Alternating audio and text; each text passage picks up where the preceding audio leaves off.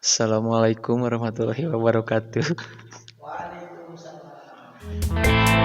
Ini edisi Ramadan ya, jadi kita pakai songkok biar Islami.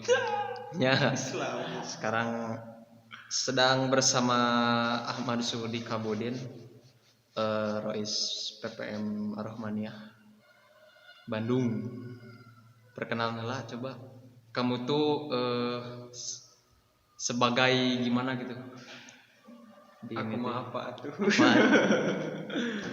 Ya, bismillahirrahmanirrahim. Assalamualaikum warahmatullahi wabarakatuh. Waalaikumsalam.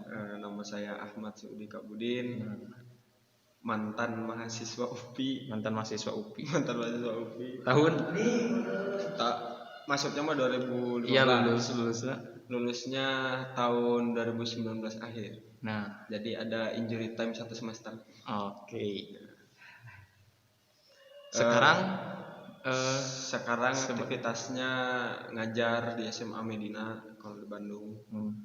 Kalau di kota-kota lain belum ada, itu baru di Bandung aja. Ya, nanti kalau ada foto nanti dipasang kontaknya di bawah. Jadi kita sekarang lagi di PPM Ar-Rahmaniyah di Lembang ya, Cidadap, perbatasan Lembang. Nah, harusnya tuh si konten ini teh di-upload di YouTube-nya PPM. Cuman karena ini ngebahas tentang khusus kepribadian seorang Ahmad Sudi Kabudin gitu. Jadi takut gimana gitu ke beliaunya. Jadi nanti di-uploadnya di YouTube saya gitu. Mantap. Apa nama YouTube-nya? Ada kayak apalin lah gitu. Nah, untuk YouTube PPM nanti dicantumkan pokok namanya PPM repost. Ya, nanti di repost. Ini ada sekitar 20 pertanyaan yang akan disampaikan. Ujian akhir ya. Semester ini ya. Ujian akhir Ramadan. Wah. Ada 20 pertanyaan yang akan ditujukan kepada Kabudin. Ini tuh dari santriah dan beberapa santri di PPM ini, Pondok Pesantren Mahasiswa ini ya. Langsung saja bisi nyangkolong ting kana waktu. Asa deg-degan. Ya juga santai saja deh. Pertanyaan yang pertama ini apa hal yang paling menyebalkan selama di PPM?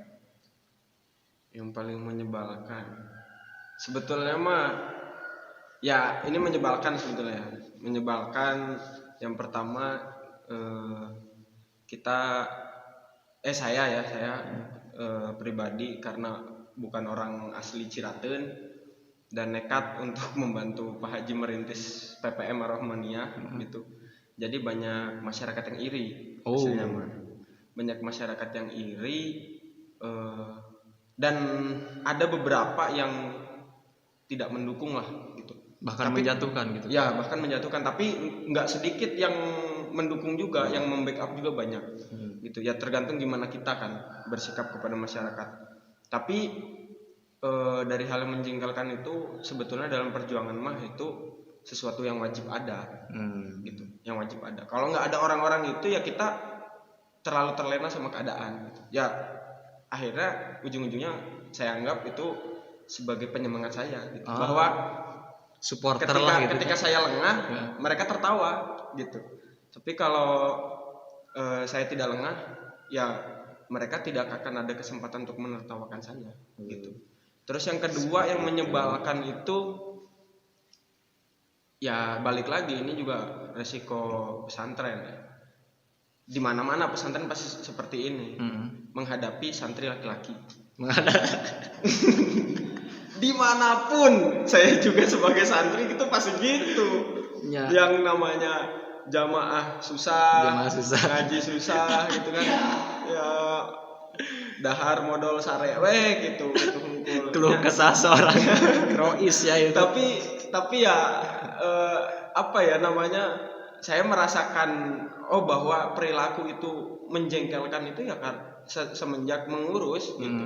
Pas jadi santri dulu kan nggak kerasa ya, samodoteuing dihukum gitu kan gitu. Tapi kalau sekarang mah ya menjengkelkan, tapi ya nikmati aja lah. Nikmati aja. Ya itulah intinya mah. Jadi itu dua hal yang mungkin paling menyebalkan.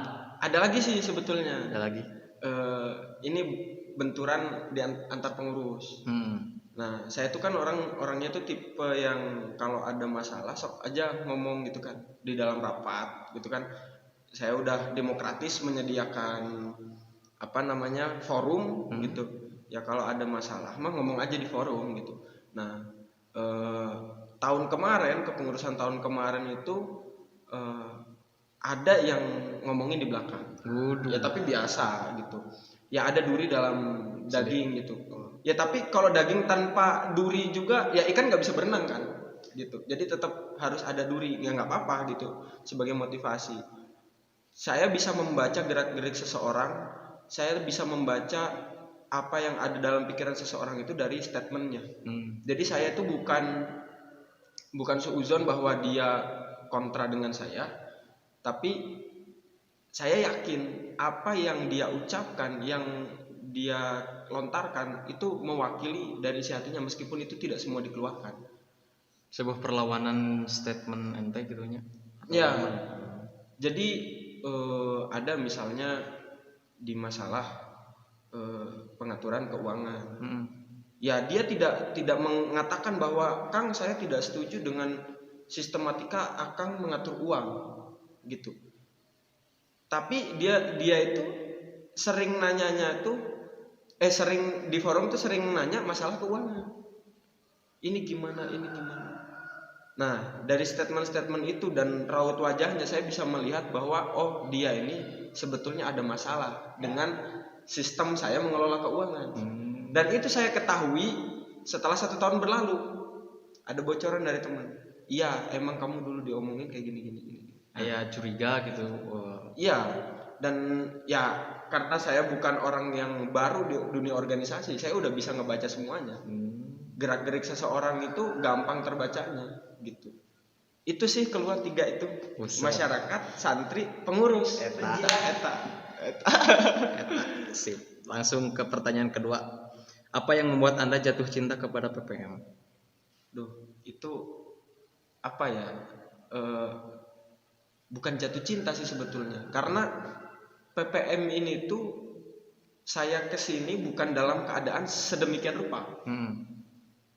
Saya kesini karena pada saat itu yang pertama karena dulu saya santri.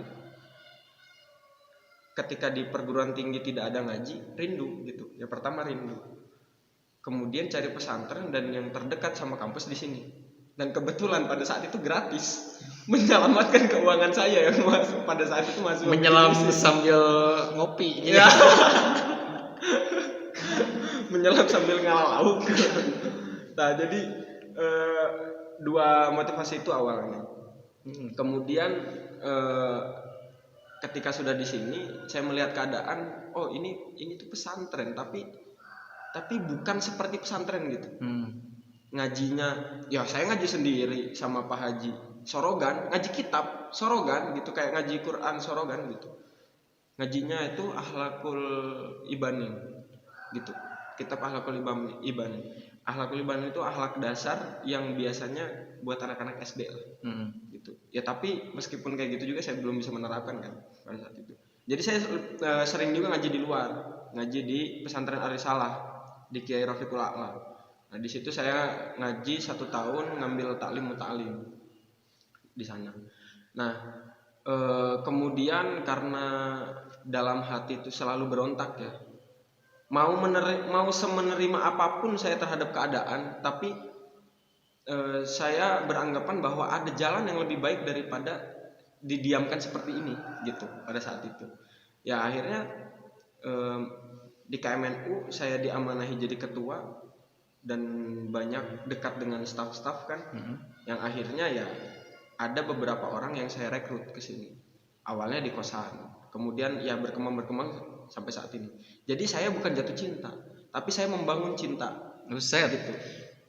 Saya membangun cinta itu tidak serta merta. Jadi kalau zaman dulu saya pindah gitu ya, pindah itu tidak ada beban yang berarti gitu. Tidak seperti sekarang ketika mau pindah itu rasanya seperti meninggalkan rumah sendiri gitu ya. Berat, Bayangin aja kamu punya rumah, kamu bangun sendiri rumah itu dan kamu harus pindah dari rumah itu. Berat gitu, bukan karena saya merasa memiliki gedung ini milik saya, bukan gitu, tapi kegiatan keseharian saya bersama santri, mendampingi kiai gitu, nah itu yang membuat saya berat meninggalkan sebetulnya gitu. Membangun cinta bukan jatuh cinta gitu Jang. Jadi saudara ini membangun cinta ya, bukan jatuh cinta ya gitu. Nomor 3, peristiwa paling berkesan di PPM, singkat saja. Paling berkesan Banyak nggak? Yang paling diingat lah. yang paling diingat Ngelekat eksekutor.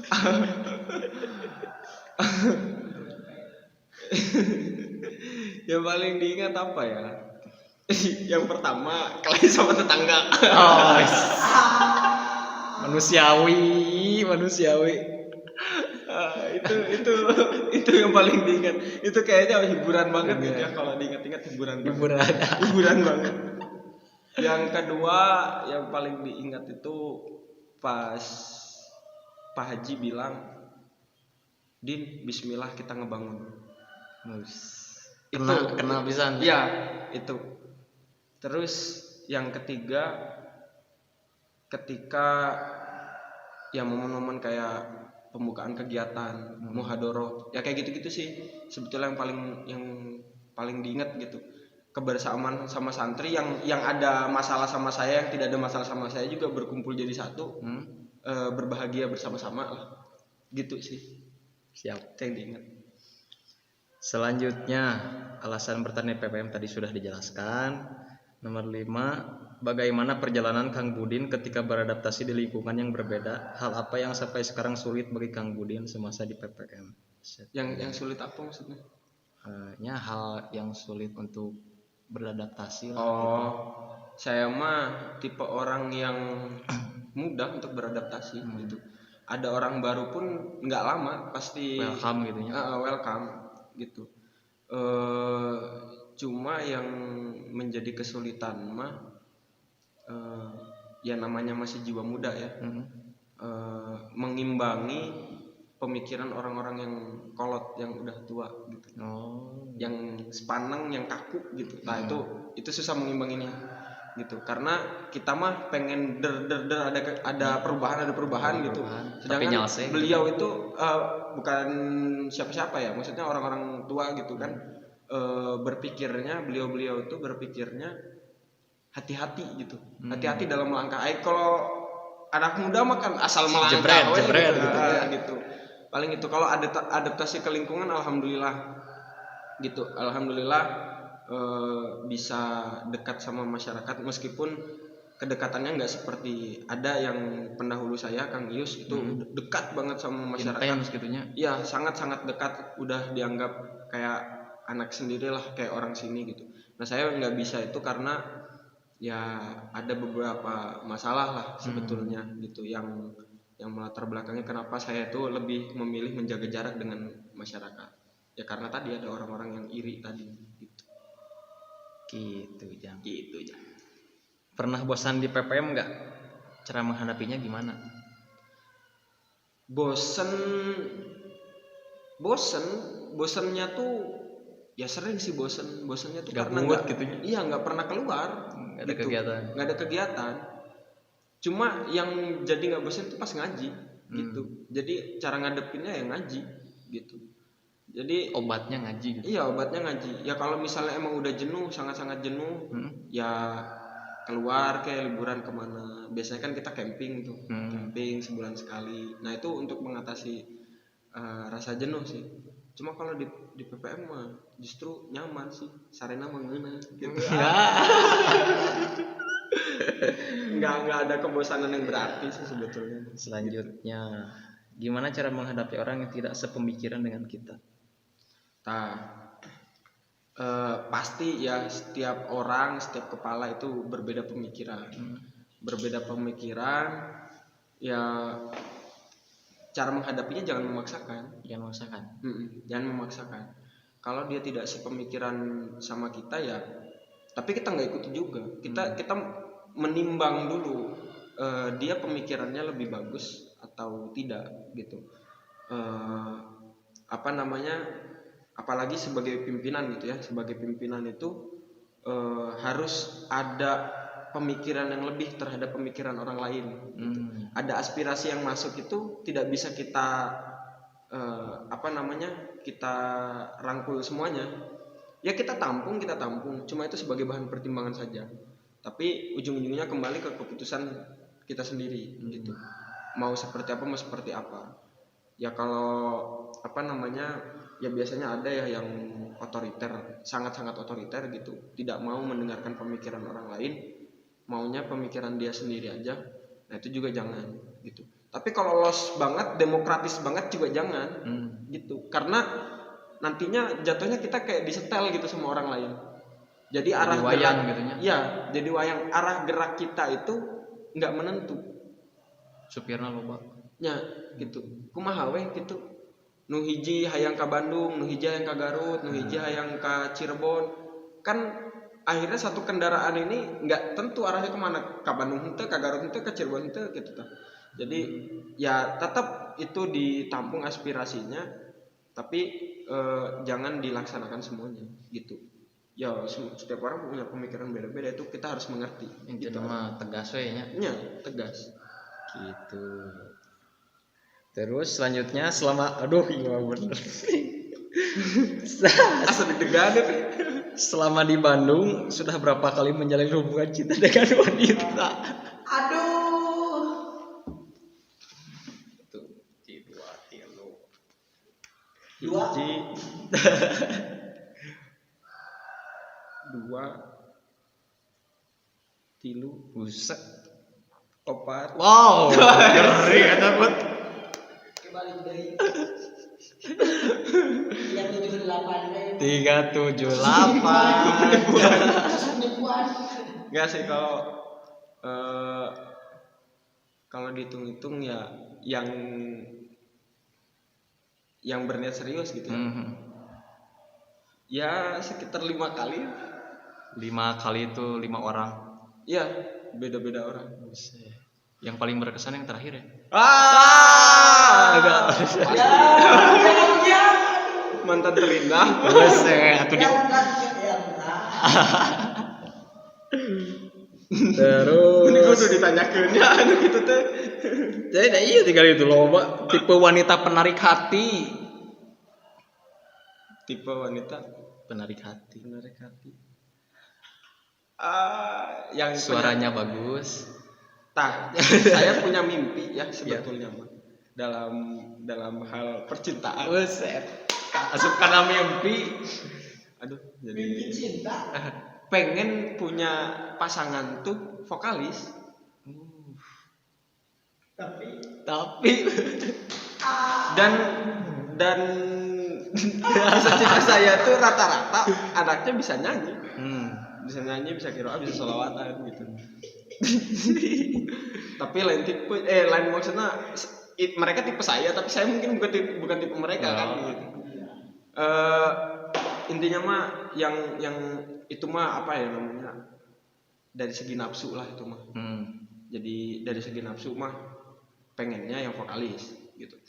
Cuma dari sisi lain yang paling penting itu dia bisa mengerti saya.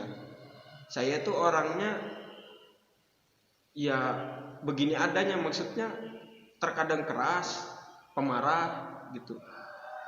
Nah, cuma butuh sosok yang bisa mengerti itulah, menerima itu. Ya bukan berarti mau dimarahin sama saya, bukan. Tapi dia bisa menenangkan ketika saya marah. Gitu pokoknya nama inti nama gitu. Kudu ngarti artinya. Jeung pangresep lamun awewena teh organisatoris. Gitu. Jadi daek nguruskan masyarakat gitu. Itu pemikat sekali. Begitu Kan ya. membangun keluarga sakinah mawaddah warahmah wa maslahah. Maslahah. Yang penting teh wa maslahah. Terus jajanan favorit selama di Bandung? Waduh, naon Sok baso sih. Baso. Baso. Baso anu di gara kalau enggak. 8.000. Favorit. Makaroni sih, makaroni maka. Makaroni maka. Ya, makaroni. Wah, sponsor makaroni maka.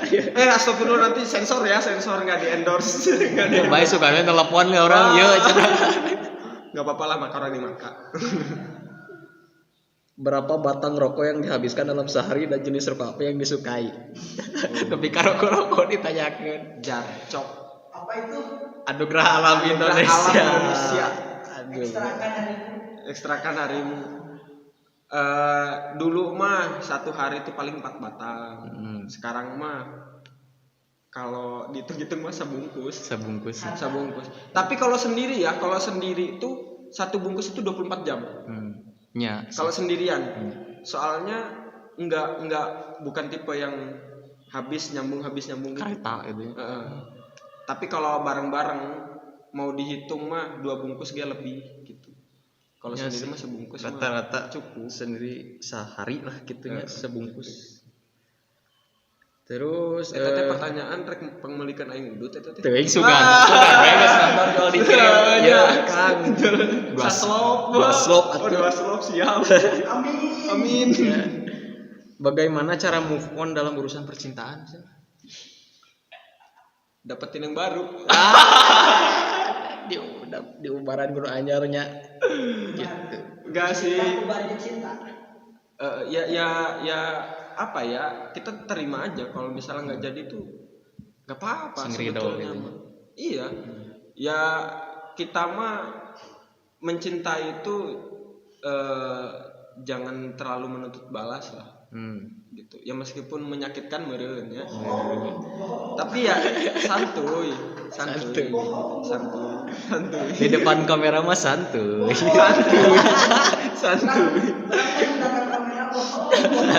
Santuy kayak gelut yuk. Lanjut. Cara cewek doang. Cara ampuh membaperi wanita. Iya teh nanya teh lalaki tawa Ieu mah ti awewe ieu mah. Aduh. Cara ampuh membaperi wanita. Ini bapak ini. Kode ya cika lawa. Ya hampura we ieu mah jiga nama nu nanya teh merasa terbaperi gitu. Tah berarti Anda sudah merasakan dibaperi eta jawabanna. Ya apa ya, bukan niatnya ngebaperin sih gitu. Depan sok aya masukan-masukan ke psikote ini harus gini. Sering-sering manggil sayang. Enggak sih. Cewek tuh biasanya mah ya, cewek tuh baper tuh kalau suka diperhatiin gitu. Kalau kita tuh perhatian tuh tag ya. Jadi lamun Mau disebutin nih namanya. setiap keluar pintu teh diperhatikan kieu. Ya lain gitu, risih gitu. Jadi kalau lewat juga ya nanyanya tuh jangan ya kalau mau kemana gitu. Mau kemana gitu. Hati-hati ya di jalan, nitip gitu. Iya. Mau nitip boleh enggak? Gitu. Ngegombalin ya. Mau nitip dong. Nitip apa Kang? Nitip kamu hati-hati di jalan. Buset, eta jurusna keluar. Jangan gini. Kamu mau kemana? Itu tuh apa ya, risih gitu cewek. Kaku gitu nya. Paus ya. Ini paus ya. Asli itu bagus. Enggak sih, pokoknya cewek itu luluh karena perhatian. Kalau kita ambil pepatah Jawa ya, witing tresno jalaran songko kulino. Artinya Datangnya cinta itu berawal dari kebiasaan, biasa diperhatikan, biasa ditanya, gitu. Makanya kotek tah, gitu. Ya. gitu yang Harus sering-sering. Baper siapa? Baper. sugan we. Tuh laki ge bapernya gitu kan. Aku baper. Di jalanan. Aku baper kering. Hal tersulit yang pernah dialami selama di Bandung dia pas jeung tetangga atau aya deui. Oh, halnya selama di Bandung Iya. beda sama di PPN. Kumaha? tahun 2019 bulan Februari sampai bulan Mei itu masa-masa tersulit bagi saya. 2019 itu terkenang banget. Pas itu ngegojek. Dalam pikiran itu sambil ngegojek itu kosong karena lagi memikirkan skripsi. Jadi saya tuh terbiasa untuk memikirkan kedepannya seperti apa. Gitu. Saya punya tunggakan motor kan, harus kredit. Terus tapi harus skripsi juga, skripsinya di luar Jawa kan, di luar Pulau Jawa gitu. Meskipun masih satu kabupaten sama Gresik gitu, di Pulau Bawean. Saya memikirkan itu. Nah, ada telepon masuk. Saya masih ingat awalnya tuh ada orderan. Terus ada telepon masuk. Nah, di situ tulisannya Gojek. Karena itu saya udah masuk ke permainan dia. Saya nggak sadar apa-apa. Saya pokoknya ingat itu aja. Terus maksudnya jadi kok hipnotis lewat telepon. Lewat telepon. Karena pikiran kosong. Gitu. Dan yang perasaan yang masih saya ingat pada waktu itu pas di ATM kan, ATM-nya di ini ya, di minimarket gitu. Jadi orang-orang itu ngeliatin saya, ngeliatin aku gitu. Jika nu aneh gitu ningali orang teh. Padahal orang pakaiannya biasa, pakai jaket Gojek biasa. Tapi batur teh ningali teh asa beda gitu tatapanana. Sampai teman saya pas di Seker KMN bilang, tadi tuh aku mau nabok kamu sebetulnya. Kamu itu dibilangin nggak percayaan, ngeyel wae gitu. Dan itu saya habis uang 4,5 juta. Wow. 300.000 uang saya, 4,2 juta itu uang temen yang dikobong. Kok bisa? Saya pinjam ATM-nya. Ditransfer ke seorang itu? Karena nggak sadar teh gitu. Nah setelah itu selang ya itu apa ya, pelajaran banget lah ya. Tapi untungnya pas itu masih ada backupan satu kali cair bidik misi 4,2 juta juga. Jadi bisa ngegantiin uang temen. Uang temen juga ngerelain yang 200 tenanan lah 4 juta weh sama 4 juta balik ke, alhamdulillah nggak punya utang lagi. Asalkan kita nggak lari aja dari dia gitu kan. Aku juga tetap udah satu kamar kan, tetap komunikasi sama dia, minta maaf sama dia gitu-gitu. Udah, dan dia juga tahu lah betapa sakitnya saya pada saat itu. Dia nangis bukan nangis karena uangnya hilang, tapi nangis mikirin saya gimana gitu. Karena jauh dari orang tua, beli motor juga untuk ngegojek kan, untuk biaya hidup gitu. Nah bulan Mei pas menjelang Ramadan, motor saya yang hilang. Keren ya, motor saya yang hilang. Iya berturut-turut, bertubi-tubi gitu, bertubi-tubi. Tapi ya alhamdulillah masih dikasih iman lah sama Allah meskipun gak kuat kan. Jadi masih percaya bahwa bunuh diri itu sesuatu yang merugikan. Oh, sempat berpikir ke situ gitu? Enggak, jadi cuma berpikir lagi, Gusti, nah aku dukia gitu. Nah aku dukia.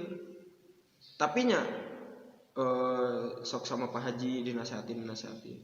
Nya akhirnya itu menguatkan saya gitu, menguatkan mental gitu. Kalau saya menghadapi cobaan yang selanjutnya, saya berpikir nu kamari bisa kalewatan, bisa terlewati dengan pemulihan yang cepat juga gitu kan. Nah orang kudu frustasi ayeuna gitu. Ya frustasi mah boleh frustasi, tapi jangan berkelanjutan. Positive thinking bahwa Allah itu tidak akan memberikan cobaan di luar kemampuan kita. La yukallifullahu nafsan illa wus'aha. Kalau nggak salah itu mah ya. Nanti kalau salah tolong diedit. Benerin. Ya dibenerin kalau salah. Jadi Allah itu tidak akan memberi cobaan di luar kemampuan kita gitu. Pasti masih di dalam genggaman kita lah gitu. Gitu Jang. Gitu. Udah itu teh 20. Encan. Oh aja sih. Iya, terus pernah gak berada di titik terendahnya biar entos iya diceritakan tuh titik terendah dan apa yang menyebabkan dihipnotis. Banyak pikiran bro. Jangan langit motor. Terlalu memikirkan beban. Nomor 15 terus kajawab. Tah eta terlalu memikirkan dunia. Nomor 16, berikan aku saran untuk menghadapi manusia yang hanya memiliki pikiran individual.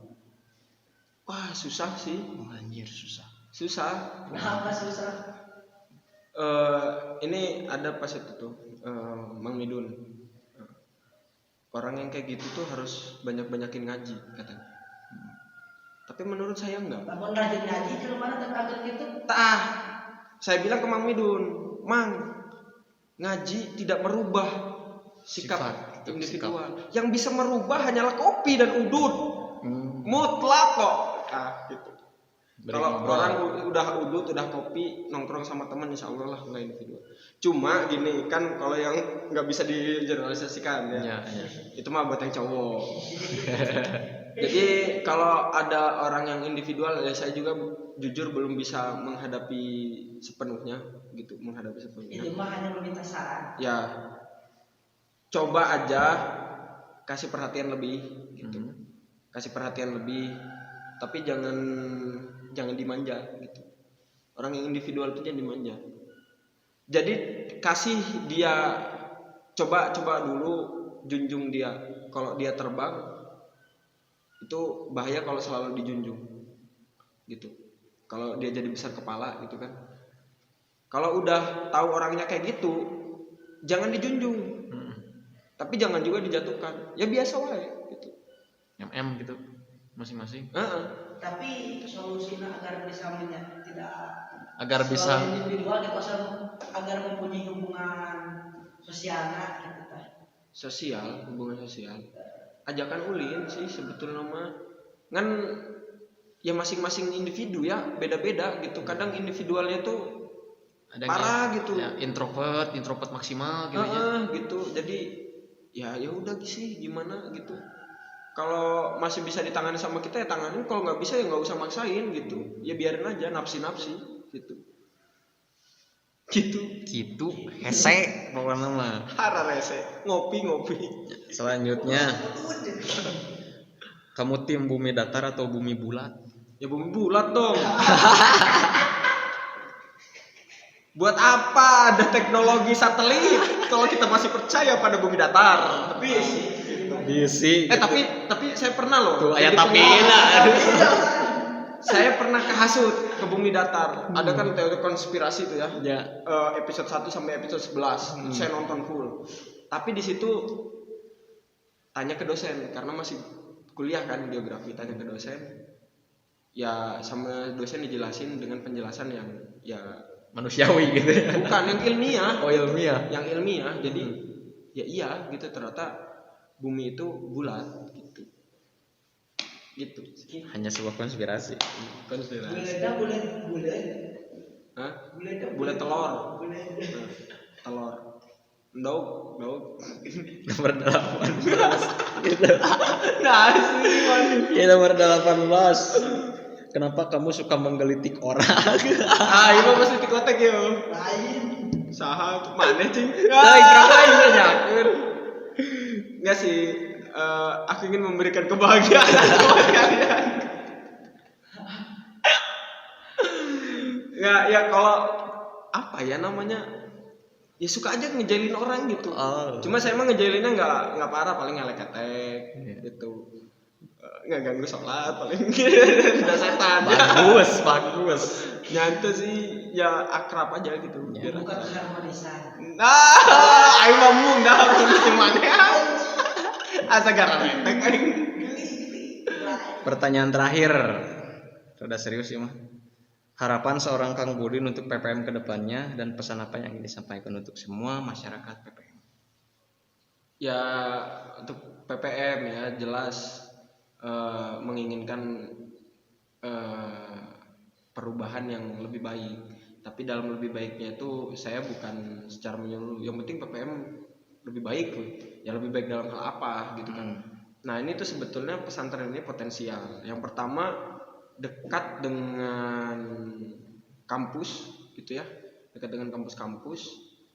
Terus masyarakat di sekitar Ciraten ini sebetulnya masih sangat-sangat membutuhkan pendidikan agama yang lebih tinggi gitu. Kebutuhan masyarakat itu di Ciraten. Jadi strategis lah menurut saya posisinya Pondok Pesantren Ar-Rahmaniyah gitu. Ya saya punya cita-cita yang pernah saya ceritakan itu, saya pengen dalam waktu 10 tahun dari tahun 2018 berarti tahun 2028 itu PPM itu punya lembaga pendidikan yang pas itu saya ajukan ke Pak Haji itu MTS, Madrasah Sanawiyah. Cuma setelah musyawarah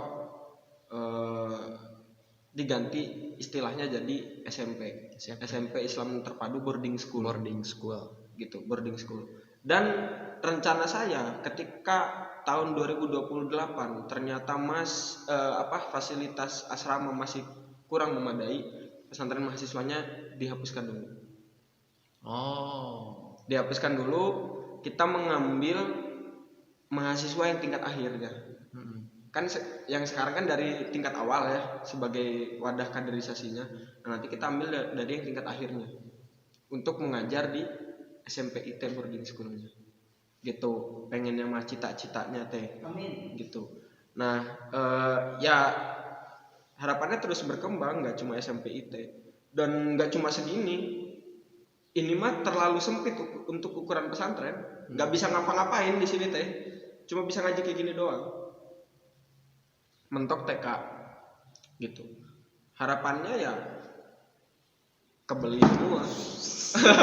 Kebeli semua gitu. Tetangga Kebeli gitu. didikan anak ayam. Gitu sih harapannya untuk PPM untuk masyarakatnya ya, semoga ya, kalau untuk santrinya ya semoga lebih mengerti peran gitu, bahwa kita di sini itu bukan mencari penghidupan dalam artian memenuhi sandang pangan dan papan. Nah, di sini kan tidak sedikit yang berniat mencari papan kan, dalam artian tempat tinggal gitu. Makanya kalau diformulir itu saya barbar nulisnya.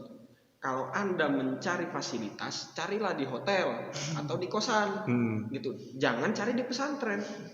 Gitu. Itu dawuhan siapa? Dawuhan Kiai Haji Rofiqul A'la, bukan dawuhan saya.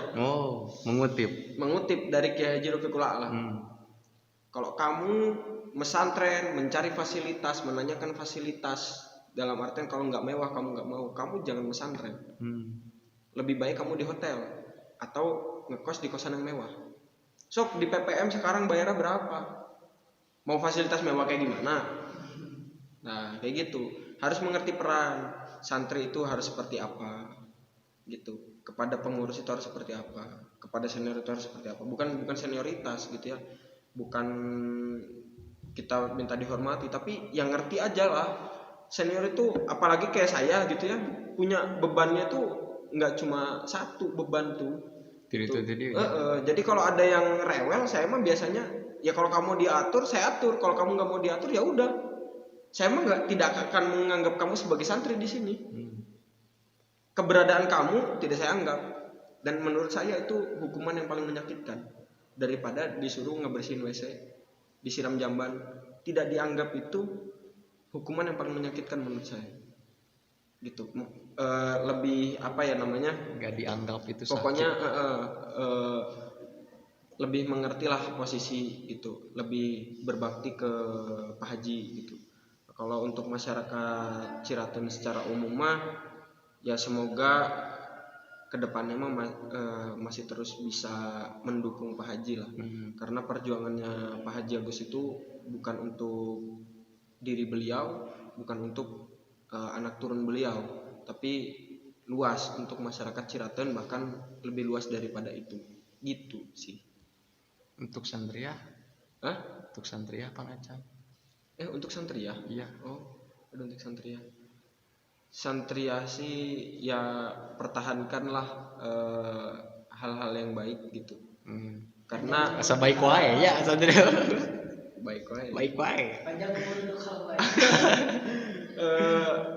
Saya tuh ngerasanya di PPM itu ngurus santri ya, bukan ngurus santri gitu. Merasa apa ya, yang bisa diatur cuma santri ya sih sebetulnya. Iya sih. Gitu. Serewel-rewelnya santri ya, ngoceh-ngocehnya mereka di belakang, tapi mereka tetap menghargai keputusan saya. gitu. Untuk Satria mah ya tetap pertahankan gitu, dan siapapun yang nanti menjadi ketua gitu dukung kalau ada hal-hal yang sekiranya tidak cocok, kebijakan-kebijakan yang tidak cocok, sampaikan kritiknya gitu. Pimpinan itu wajib menerima kritik dan wajib mendapat kritik, karena kalau dia tidak mendapat kritik dia nggak akan introspeksi dirinya gitu. Kayak gitu sih gitu ya, intinya al muhafadatu ala qadimi sholeh wal ahdu bil jadidil aslah. Artinya Jaga budaya-budaya yang baik yang sudah ada gitu ya. Dan ciptakanlah inovasi-inovasi baru yang lebih baik, budaya-budaya baru yang lebih baik gitu. Gitu Jang Neng tanya orang punya pesan yang mana yang bisa tetap dan terus apa adanya, jangan mengada-ngada, saprehlah titik. gitu. Nah ini ya pertanyaan yang lumayan 1 jam ada kurangnya 40 menitan sudah terjawab semuanya. Terima kasih kepada semuanya yang sudah bertanya. Nah ini Jangan lupa subscribe.